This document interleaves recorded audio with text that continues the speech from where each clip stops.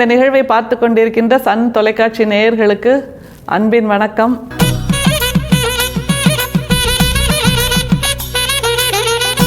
வள்ளலார் பாடல்கள், அவருடைய பயணத்தை நாம் தொடர்ந்து செய்து கொண்டிருக்கிறோம். அவரோடு பயணத்தை தொடர்ந்து செய்து கொண்டிருக்கிறோம்.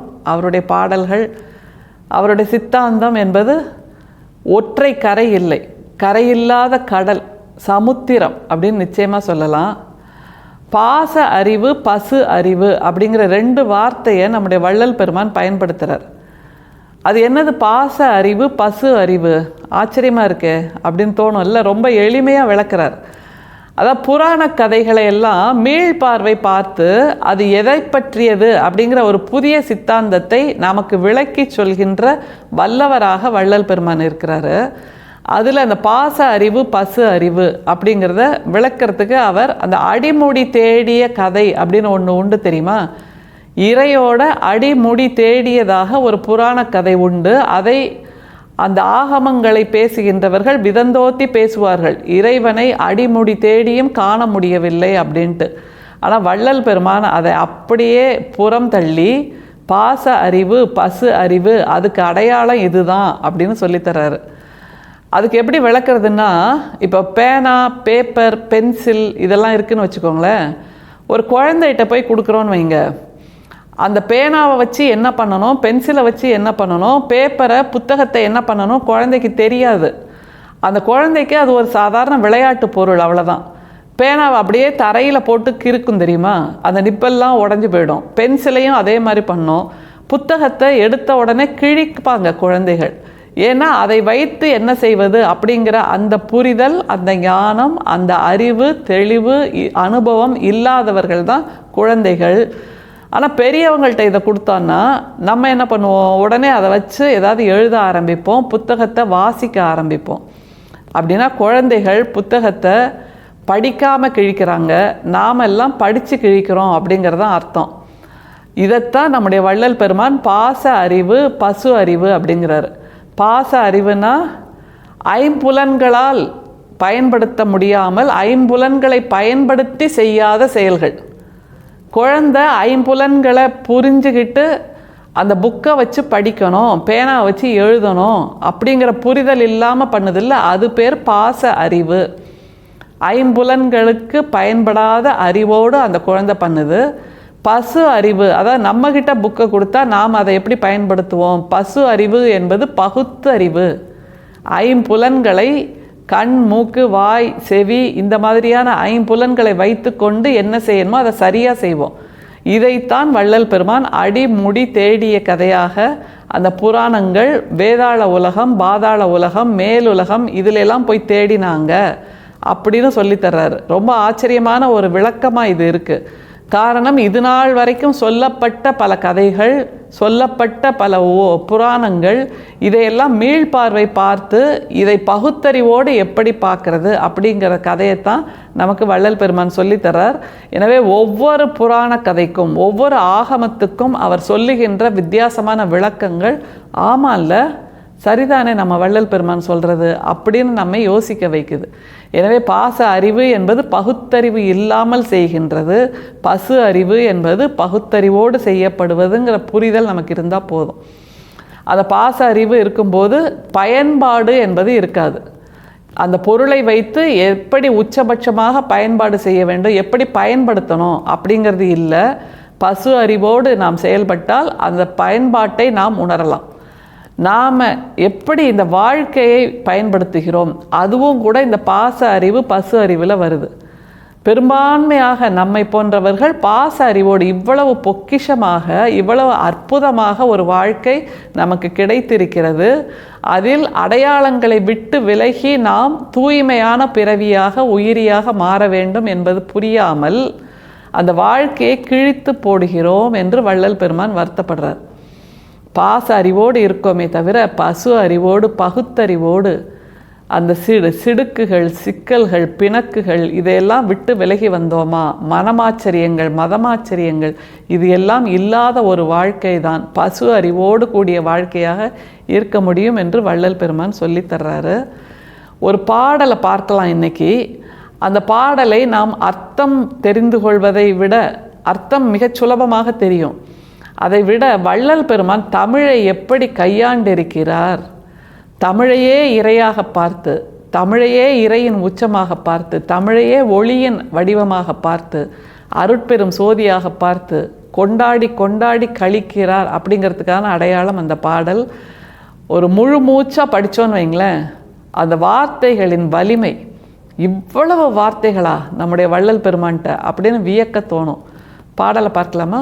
கரையிலா கடலிலே, கடல் உப்பிலே, கடற்கடையிலே, கடல் இடையிலே, கடல் முதலிலே, கடல் திரையிலே, நுரையிலே, கடல் ஓசை அதன் நடுவிலே, வரையிலா வெள்ளப் பெருக்கத்திலே, வட்ட வடிவிலே, வண்ண மதிலே, மற்றதன் வளத்திலே, உற்ற பல சக்தியுள் பயங்கி அவை காக்கும் ஒளியே, புறையிலா ஒரு தெய்வ மணியே, என்னுள்ளே புகுந்தறிவளித்த பொருளே, பொய்யாத செல்வமே, நையாத கல்வியே, புடம் வைத்திடாத பொன்னே, மறையிலா வாழ்வே, மறைப்பிலா வைப்பே, மறுப்பிலா தருள் வள்ளலே, மணிமன்றில் நடுநின்ற ஒரு தெய்வமே, எல்லாம் வல்ல நடராசபதியே. 6ஆம் திருமுறையில நடராசபதி மாலை என்கின்ற 3664வது பாடல். ஒரு கடலை பற்றி வர்ணிக்கிறார். முதல்ல பாருங்களேன், சமுத்திரத்தை வர்ணிக்கிறார். அந்த சமுத்திரத்தை எத்தனை வார்த்தைகள்ல அடுக்கிறார், ரொம்ப ஆச்சரியமா இருக்கு. கடல் கடையிலே அப்படிங்கிறார், அதாவது கடலோட முடிவிலையாம், அப்புறம் கடல் நடுவிலே, கடல் முதலிலே அப்படின்னு அவர் சொல்லுகின்ற வார்த்தை அடுக்குகள் ரொம்ப அழகா இருக்கு. பாடலை பார்க்கலாம் திரும்ப. கரையிலா கடலிலே, கடல் உப்பிலே, கடற்கடையிலே, கடல் இடையிலே, கடல் முதலிலே, கடல் திரையிலே, நுரையிலே, கடல் ஓசை அதன் நடுவிலே. கடல்னாலே உப்பு தானே, அது உப்பளம் என்கின்றது கடல் கரையில் இருப்பது. ஆனால் உப்பு முழுக்க ஆழமாக எங்கே இருக்கிறதுனா கடல்ல இருக்கு.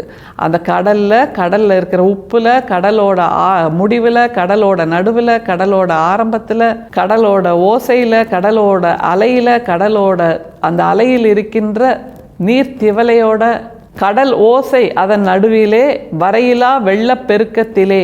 எப்படி தொடர்ந்து வந்துக்கிட்டே இருக்கும்ல, சங்கில் காதை வச்சு கேட்டோம்னா அந்த கடல் ஓசை திரும்ப திரும்ப கேட்கும்ல, அந்த ஓசையில் இப்படின்னு எல்லா இடத்திலும் இறையை உணர்கின்ற அந்த மனசு, பக்குவப்பட்ட மனசு நம்முடைய வள்ளல் பெருமானுக்கு இருக்குது.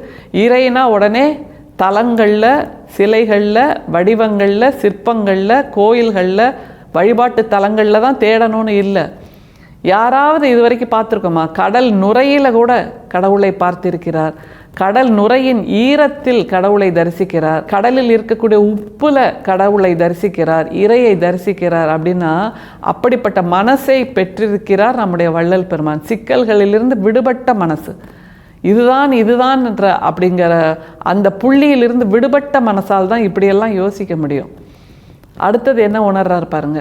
வரையிலா வெள்ளப் பெருக்கத்திலே, வட்ட வடிவிலே, வண்ணம் அதிலே, மற்றதன் வளத்திலே, உற்ற பல சக்தியுள் பயங்கி அதை காக்கும் ஒளியே, புறையிலா ஒரு தெய்வ மணியே. புறையிலா ஒரு தெய்வ மணியே அப்படின்ற வார்த்தை ரொம்ப அழகு. புரைனா என்னது? கேட்ராக்ட் நம்ம சொல்லுவோம்ல, கண் புரை அப்படிங்கிறது. கண் புரைனா பார்வையை மறைக்கக்கூடிய ஒரு விஷயம், கண்ணில் ஒரு திரை வளர்ந்துடுச்சுன்னு அர்த்தம். அப்போ அந்த அந்த புறைய, அந்த கேட்ராக்டை நீக்குவாங்க. அதுதான் கேட்ராக்ட் ஆப்ரேஷன்னா, நம்ம கண்ணுக்குள்ளேயும் கேட்ராக்ட் இல்லைனாலும் ஒரு திரை இருக்குது, ஒரு மறை இருக்குது.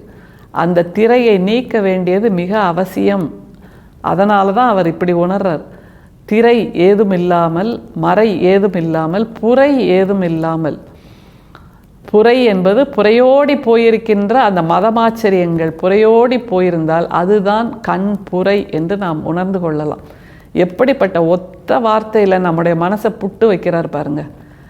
புரை என்பது கேட்ராக்ட், கண்ணில் இருக்கின்ற திரை, கண்ணில் இருக்கின்ற மறைப்பு என்றால் இத்தனை அடையாளங்களை சுமந்து கொண்டு நாமும் மனசுக்கு ஒரு மறைப்பை போட்டிருக்கிறோம், ஒரு திரையை போட்டிருக்கிறோம், ஒரு புரையை போட்டிருக்கிறோம். அதை நீக்கினால் பார்வை வெளிச்சமாகும், மனசு வெளிச்சமாகும் என்று சொல்லி தருகிறார். என் உள்ளே புகுந்து அறிவளித்த பொருளே, பொய்யாத செல்வமே, நையாத கல்வியே, புடம் வைத்திடாத பொன்னே. பொண்ணுனா, தங்கம்னா புடம் போட்டே ஆகணும், அப்பதான் அது சுத்தமாக இருக்கும் அப்படிங்கிறது நமக்கு நல்லா தெரியும்.